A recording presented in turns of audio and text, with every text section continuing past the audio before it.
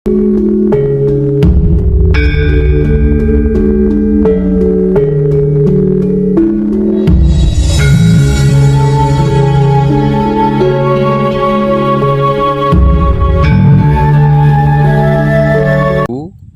para kadang kinasiku sekalian, percayalah, tidak ada yang bisa menghindari atau menolak, apalagi mengusir ego di pikiran atau otak, pamrih di hati atau batin, dan arogan di kelamin atau syahwat manusia yang sedang mencintai duniawi.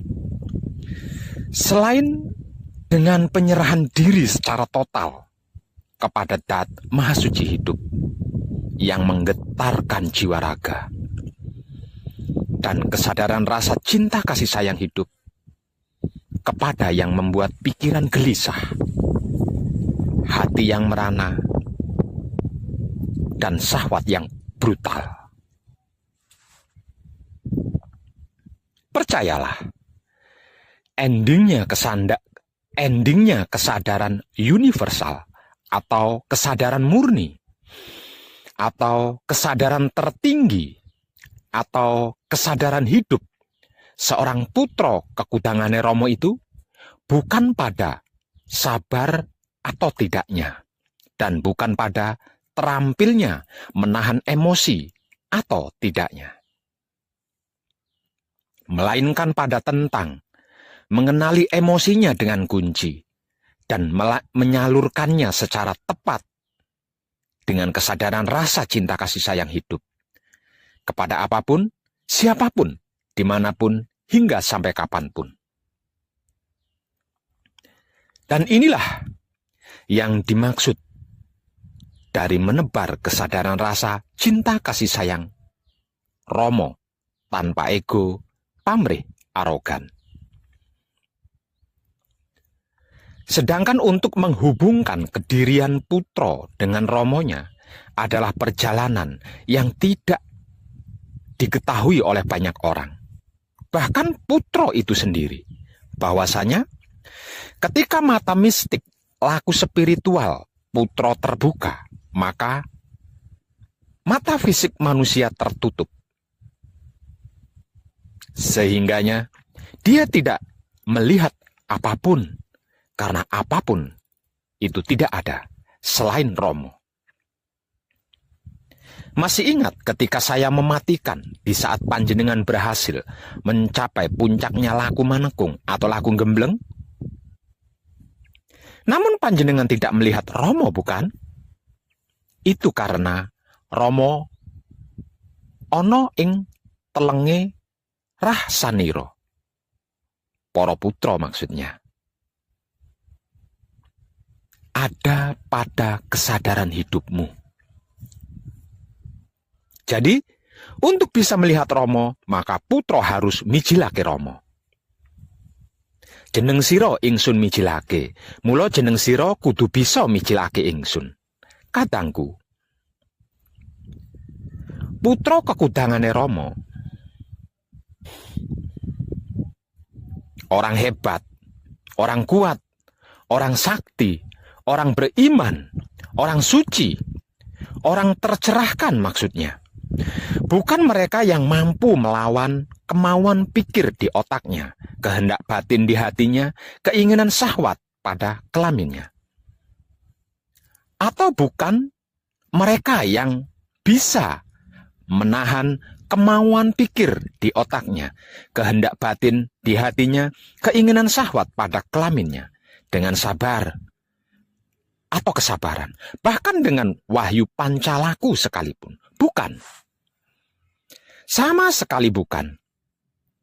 Putro kekudangane Romo, orang hebat, orang kuat, orang sakti, orang beriman, orang suci, orang tercerahkan maksudnya, adalah mereka yang bisa mampu mengenali, menguasai, dan mengendalikan kemauan pikir di otaknya, kehendak batin di hatinya, keinginan syahwat pada kelaminnya.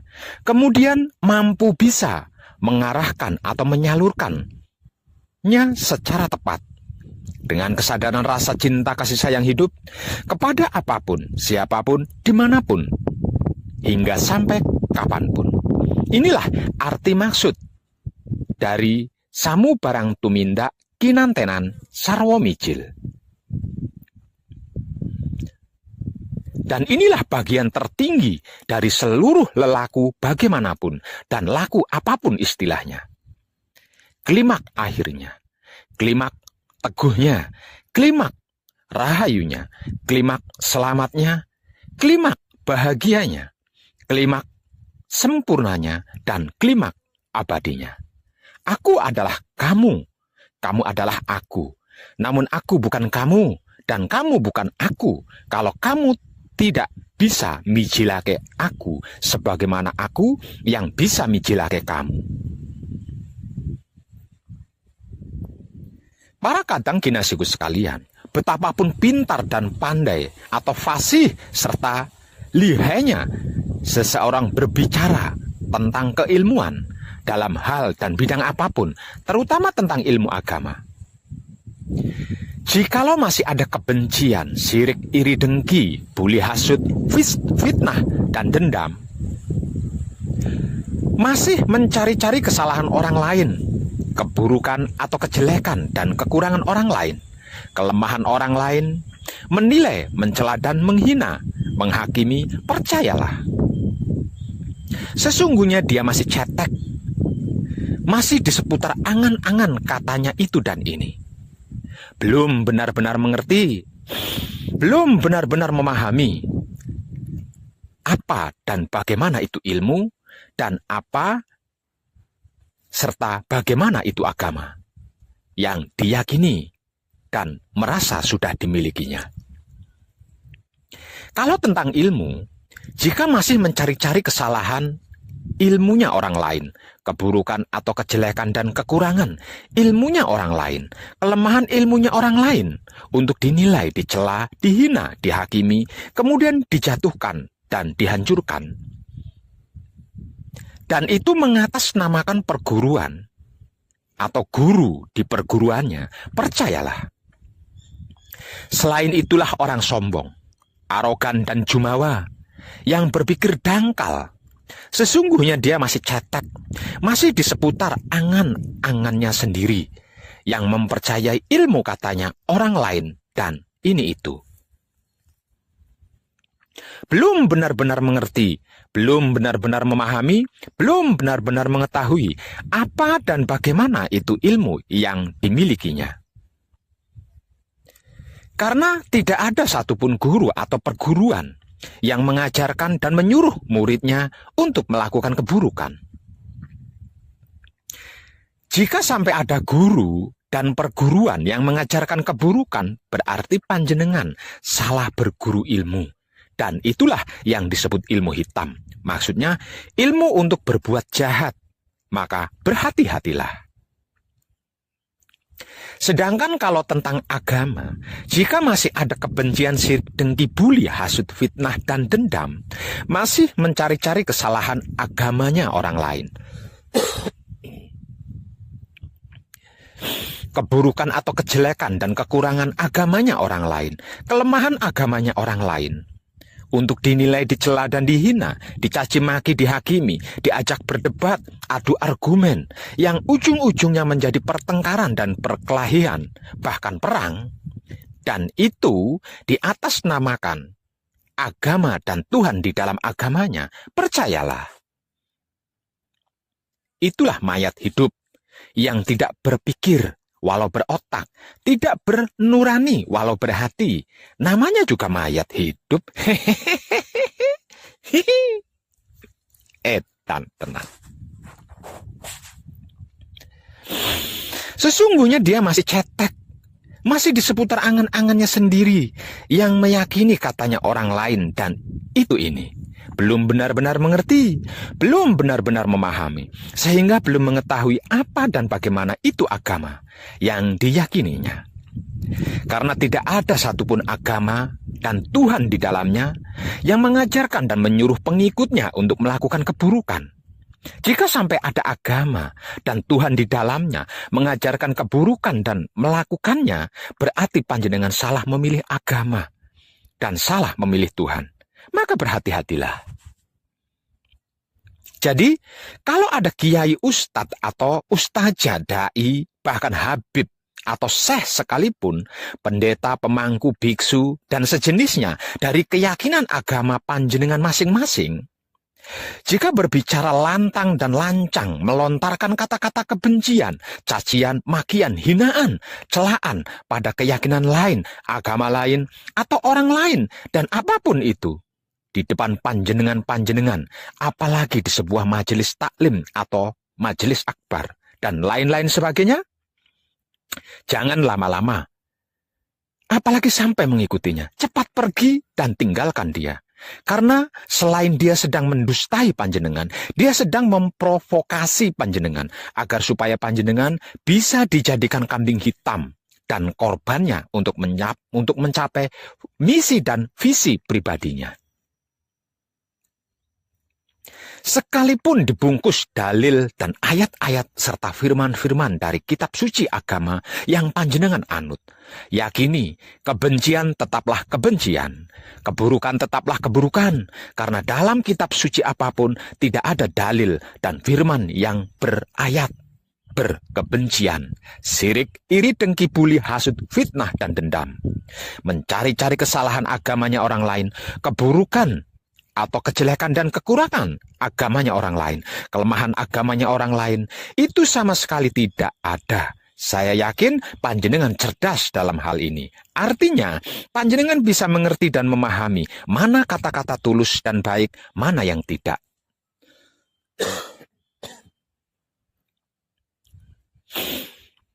Terlebih lagi jika seorang itu mengaku putra Romo dengan mengatasnamakan namanya Romo, dan kunci dia mencari-cari kesalahan orang lain, keburukan orang lain, kejelekan orang lain, kekurangan orang lain, kelemahan orang lain, apalagi kepada sesama putra Romo.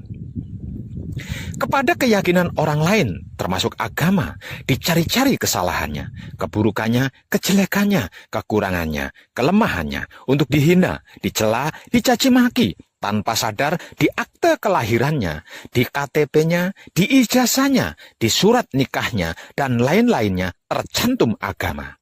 Maka, selain itulah orang munafik dan pecundang. Sesungguhnya dia bukan putra Romo. Dia hanya ikut-ikutan demi misi dan visi pribadinya, dan sedang menjadikan panjenengan sebagai korban dan batu loncatan untuk mencapai misi dan visi pribadinya. Maka, segera tinggalkan sebelum panjenengan kemomoran dan menjadi kambing hitam korban misi dan visi pribadinya. Kadang kinasiku, saudara-saudariku, ketahuilah dengan kesadaran hidupmu. Manusia itu adalah makhluk yang terbatas, sedang yang dimaksud Tuhan, apapun sebutannya, adalah bukan makhluk dan tidak terbatas. Jadi, bagaimana mungkin kita sebagai makhluk yang terbatas ini merasa memiliki kemampuan bisa mengerti sesuatu yang jauh dari kapasitas kita, bisa memahami esensi di luar kemampuan kita yang terbatas ini? Kalau ini sampai terjadi, apakah itu bukan ego pamrih dan arogan diri yang sedang bermisi dan bervisi? Coba renungkan dan renungi dengan sadar. Jangan terburu-buru menyimpulkan dulu. Renungi dan renungkan saja dulu.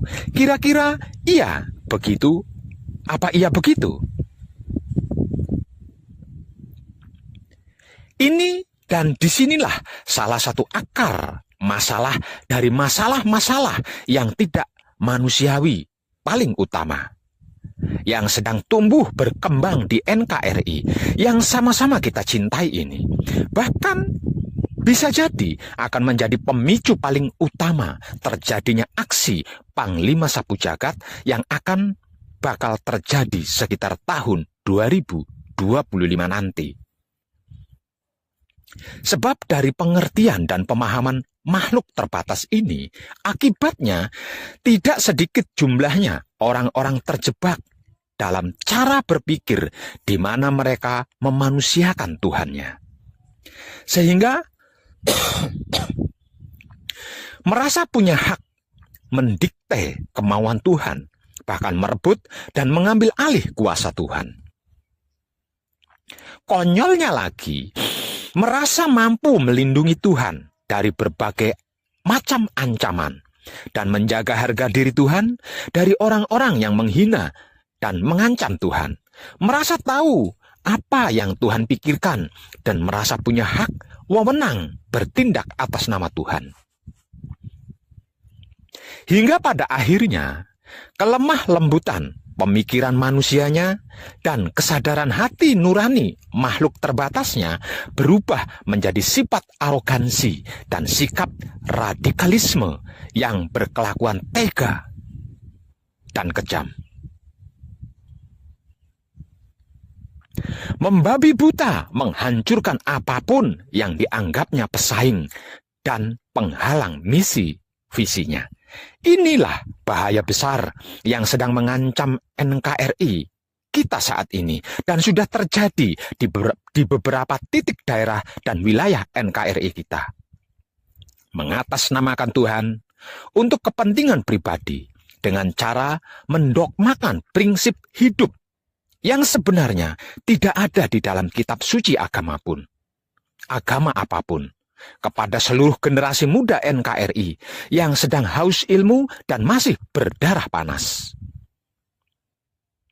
Ini adalah akibat dari sebab para guru-guru, para pembimbing, kiai, pendeta, biksu atau bikuni, pemangku, dan entah apalagi sebutannya, yang sebagai pengajar dalam masing-masing agama atau kepercayaan, yang menyampaikan dan mengajarkan kitab sucinya masing-masing agamanya dengan tidak jujur, apa adanya, melainkan dengan misi dan visi pribadinya, bahkan politik di dalamnya.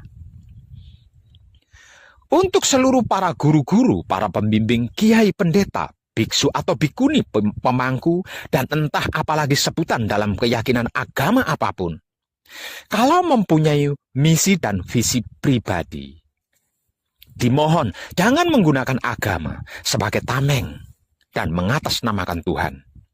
Masih ada banyak cara dan teknik lainnya. Kalau tidak tahu dan tidak bisa, datang temui Wong Edan Bagu. Nanti saya ajari cara dan teknik mencapai misi dan visi dengan baik dan tepat. Dijamin berhasil dan gratis belajarnya.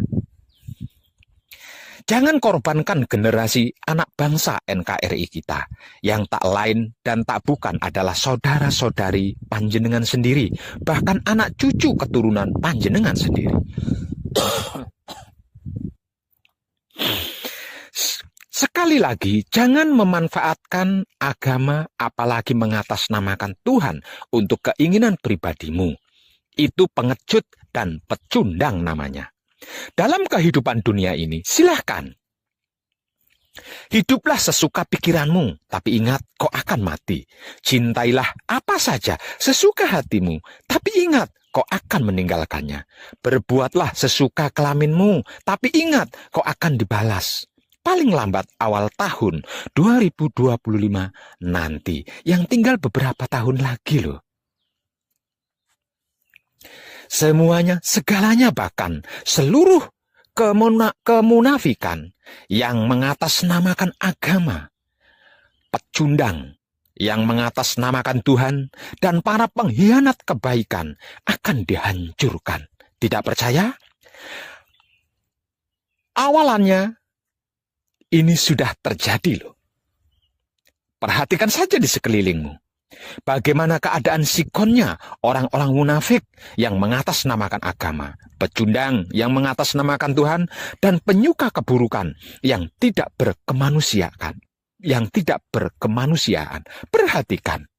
Untukmu yang sudah sadar dan bertaubat serta sudah memperbaiki laku diri, kita tunggu bersama-sama puncaknya ya. Kita saksikan apa yang akan terjadi bagi mereka yang tidak segera bertaubat dan memperbaiki laku diri, yang masih hidup hingga tahun 2025 nanti. Namun, tidak mau sadar diri dan bertaubat serta memperbaiki laku. Edan tenan. Tercerahkanlah kita semuanya. Dan salam setuhan penuh cinta kasih sayang dari dalam lubuk hati saya, wong edan baku yang paling dalam. Selamat, selamat, selamat. Rahayu, rahayu, rahayu. Damai, damai, damai tentram. Saya wong edan baku ngaturaken sugeng rahayu lir ing sambikala amanggih yuwana. Pinayungan mring ingkang maha suci. Basuki yuwana teguh rahayu selamat. Berkah selalu untuk semuanya tanpa terkecuali. Terutama para sedulur, khususnya para kadang konto dan kanti anom serta sepuh saya yang senantiasa direstui yang dat maha suci hidup. Om Santi, Santi, Santi, Om. Wassalamualaikum warahmatullahi wabarakatuh. Terima kasih, terima kasih, terima kasih, dan salam kebajikan.